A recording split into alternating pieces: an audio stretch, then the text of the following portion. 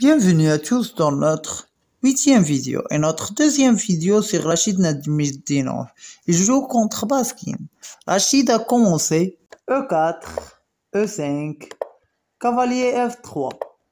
Il demande le pion, il le protège en cavalier C6. Fou C4, italien game. Fou C5, petit roc des blancs. Cavalier F6. Et le blanc a joué le pion en D4. Si vous jouez l'italien game, vous devez l'étudier très bien parce que j'ai vu plusieurs parties que le noir perd ou bien le blanc prend un avantage sur lui dans l'ouverture à cause de l'ignorance des gens de ces ouvertures.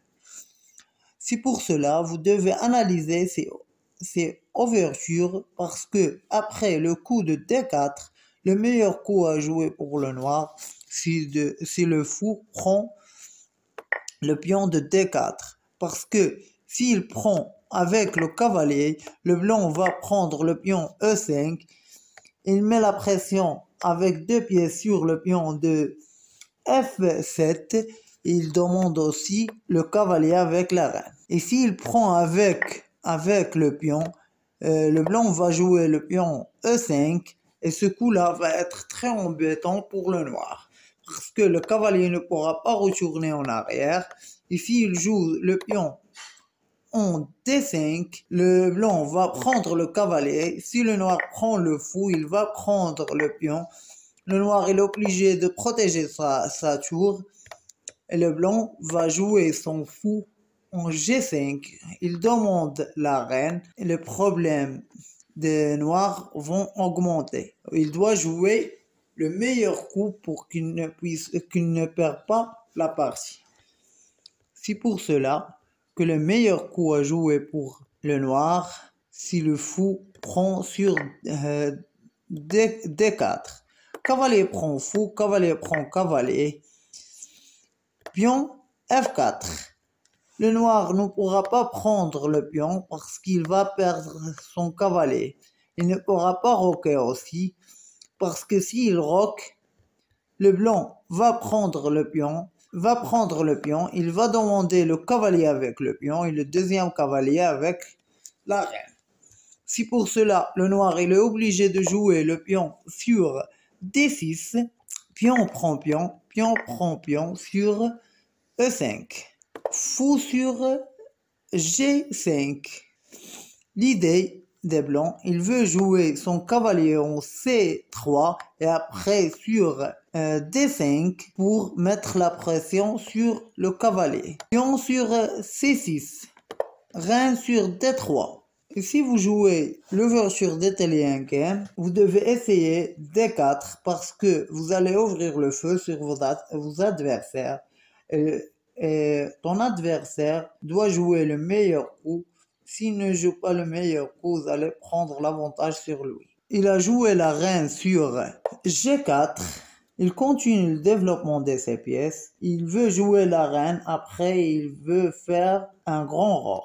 Parce que s'il fait un petit roc, le blanc va prendre le cavalier.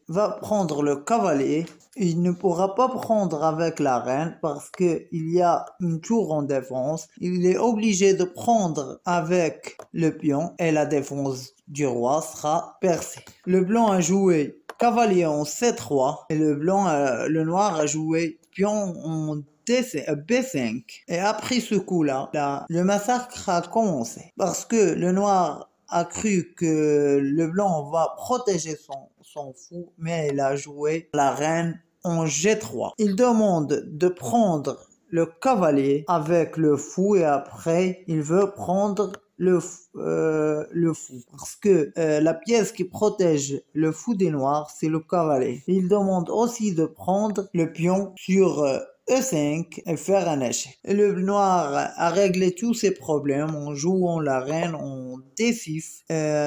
Le blanc ne pourra pas prendre le cavalier ni le pion parce que s'il prend le cavalier, le noir va jouer le cavalier en E2. Double échec avec le cavalier et la reine. Le blanc il est obligé de jouer le roi en H1 et il va perdre sa reine. Et s'il prend le pion, s'il prend le pion avec un échec, Le noir va jouer le cavalier en E6, il va faire un échec avec la reine en demandant ce fou-là avec le pion et ce fou-là avec le cavalier.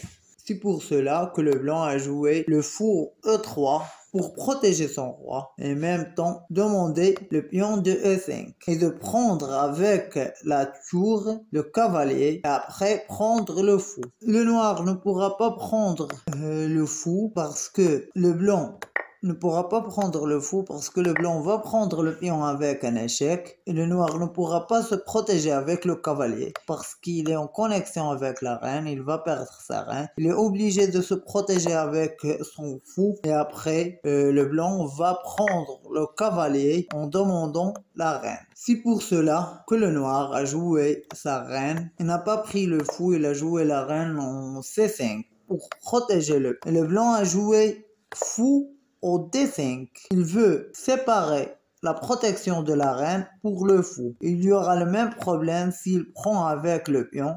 Il va jouer la reine échec et après il va prendre le fou. C'est pour cela que le noir a roqué et le blanc prend le cavalier avec la tour. Pion prend tour, reine prend fou échec, pion F5, reine prend le pion échec, cavalier prend reine.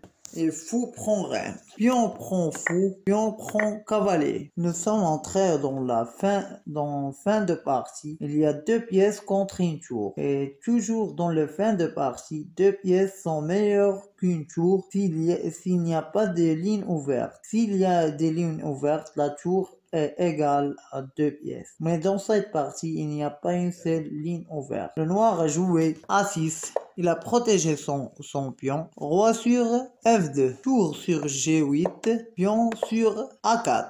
Il demande le pion. Pion prend pion. Tour prend pion. Et aussi le blanc veut ouvrir la ligne pour sa tour. Il demande le pion. Il le protège avec son roi sur B7. Tour sur B4 échec. Roi sur C6. Et le blanc a joué sa tour sur B6. L'idée, si le roi retourne en C7, il va perdre le pion. Il est obligé de prendre le fou. Et le blanc a sacrifié le fou. Il a joué le cavalier échec et pour aussi protéger sa tour. Le noir n'a pas l'endroit où aller que 2 carrés.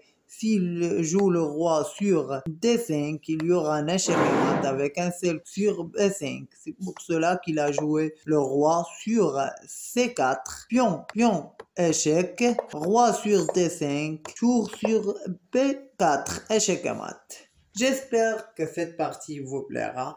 Et si vous aimez les parties de Rachid Nazmiddinov, j'aimerais avoir vos commentaires pour que je puisse analyser ou trouver d'autres parties de ce joueur exceptionnel pour vous.